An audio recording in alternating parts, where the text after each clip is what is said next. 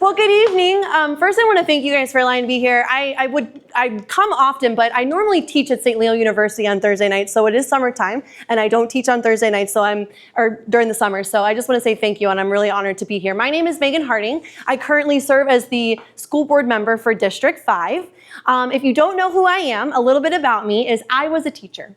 I know what it's like to be in the trenches. I am still a teacher. I teach it, like I just mentioned, at St. Leo University. I have my master's degree in reading. And so what my goal was, is we were having such a teacher shortage, is I wanted to teach teachers in the elementary education department, and I wanted to keep them to stay in Pasco. So one of the biggest joys that I have is that I get to go, I spend time in our schools. I'm in our schools almost every day, and I get to go visit, and a lot of times I go into my former students' classrooms, and I get to see them doing a job that I just think is the best profession in the entire world. I am a product of Pasco County schools. I went to Pasco County schools from elementary all the way to high school. I graduated from Hudson High School. And currently, like I said, I spend a lot of time in our schools. I never want to lose sight of what it's like to be a teacher. And so I volunteer I volunteer at our schools. A lot of my friends are teachers, so I'm constantly in their classrooms. Something that I'm extremely proud of, and I know that Mrs. Ward already mentioned it, was that we are slated to be an A district this year. And so with my tenure on the school board, I am extremely, extremely proud of that. We have no more D or F schools, which is huge, because in my area in District 5, we do have a lot of Title I schools. We have a lot of work to do. And I am in constant communication with our superintendent and coming up with different ideas so that we can sustain that A. Something that I'm extremely proud of is I am extremely proud of the workforce development programs that we have created in Pasco County schools. Just a recent one that we have partnership that we have is with Advent Health. And we are creating pathways so that we can graduate students and have them come directly into the workforce, like with phlebotomy, EKG, et cetera, surgical tech. And so that is something that I'm extremely proud of. We've opened 2 technical high schools. We have one on the west side, which is Wendell Crin, and we have one on the east side, which is Angeline Academy of Innovation. And so I'm extremely proud of those. Something else that I am extremely proud of is our civics education. I don't know if you guys are aware, but 11th and 12th graders have to take a civics literacy exam.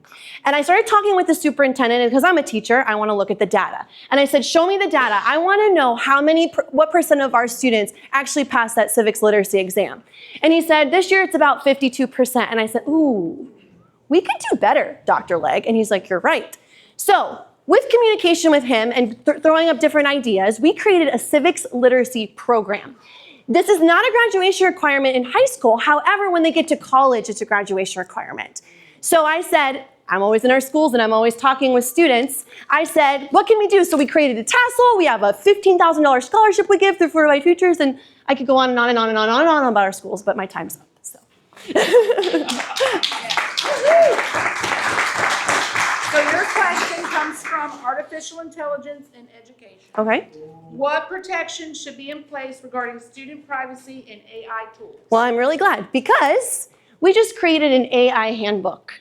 So I am a firm believer that you cannot replace critical thinking skills. You cannot replace reading, writing, math, science, social studies with AI, right? However, just as mentioned, we know it's not going away. Right? So what could we do to create some guardrails for our students to ensure that they're utilizing it as a tool and not as a crutch, right? And also ensuring that our teachers and our district is using it in a safe way.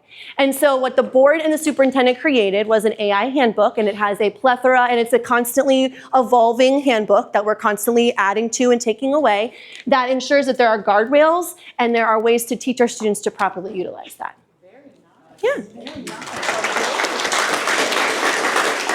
So back to basics academics.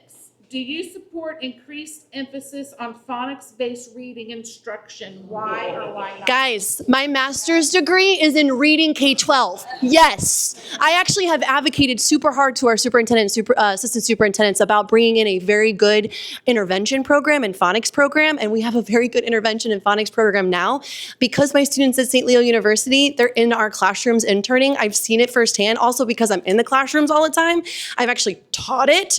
And so, yes, 1,000% yes, it is so needed. And that's a great question. That makes my heart happy. Reading's my heart, so.